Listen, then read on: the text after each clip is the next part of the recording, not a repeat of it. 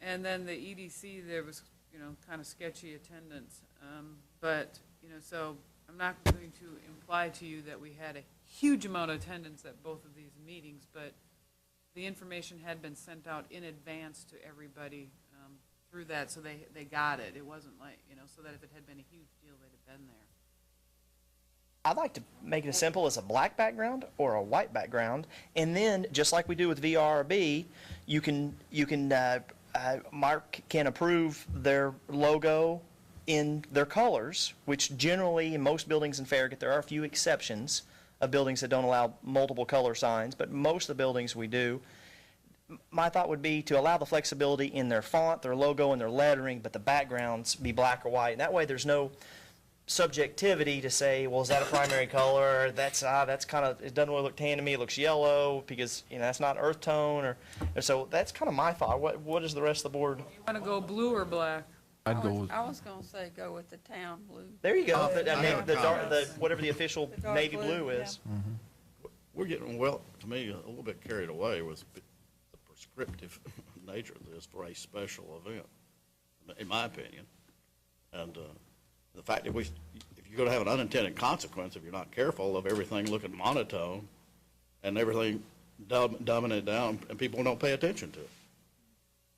I think our intention So with I this. think before you just leap to and run down a list of how prescriptive to be, you need to stop and think about what that really means for a special event sign as opposed to like a permanent sign or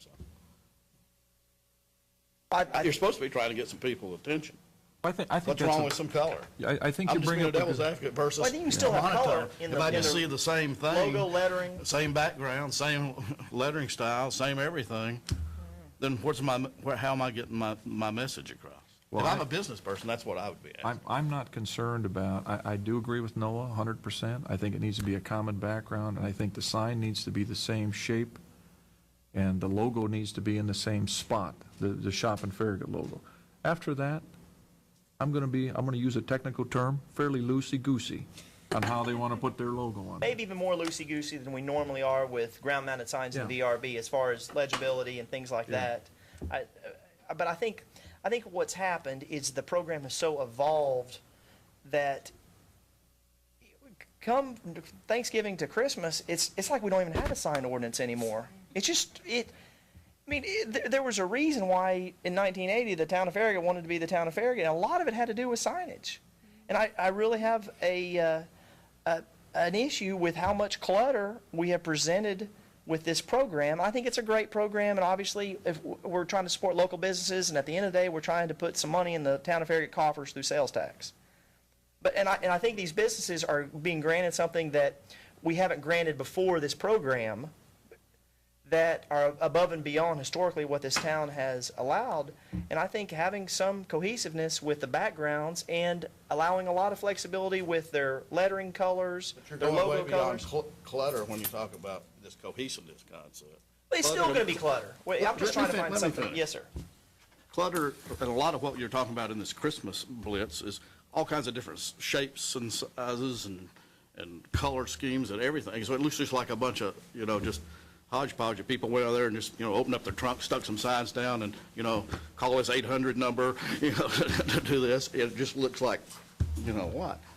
Now, if you have a uniform size and you have a certain amount of, I'll say, framework that's standard, but allowing the freedom, though, of what people can put on that sign, then I think you deal with the clutter, and as opposed to, I don't know how to comprehend, how to legislate cohesiveness, but I can on size, shape, and certain basic thing like maybe a background.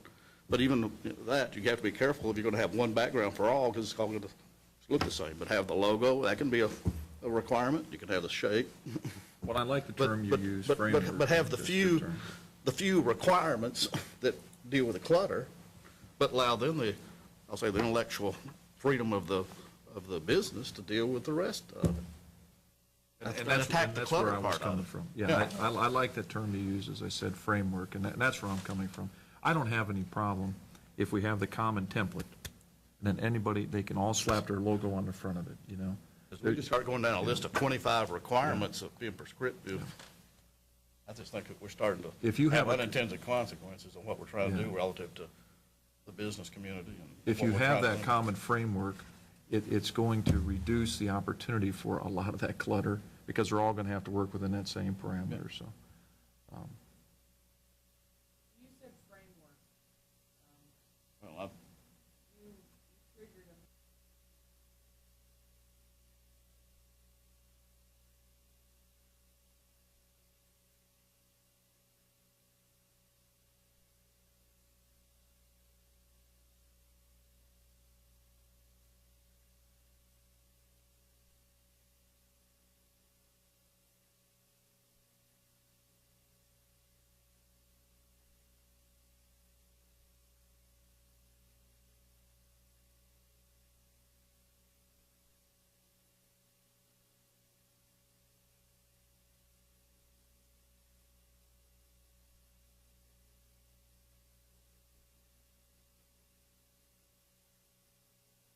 and the logo in a particular way.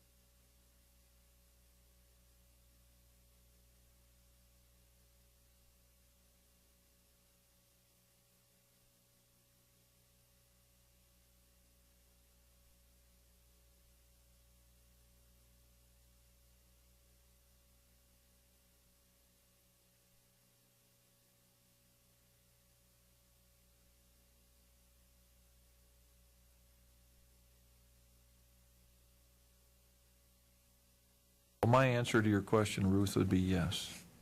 Yeah, I'm going to use the term structure. You're looking for common structure. And I think there does need to be some common structure. Okay, because like here is, this is a 16 square foot, 16 square foot sign.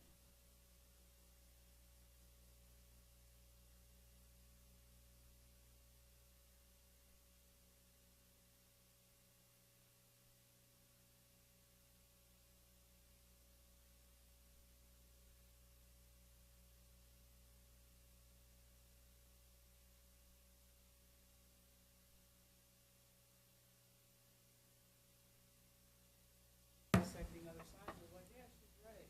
But that's an example of a 16 square foot sign. You know, that is one particular structure. Then when you look at these structures,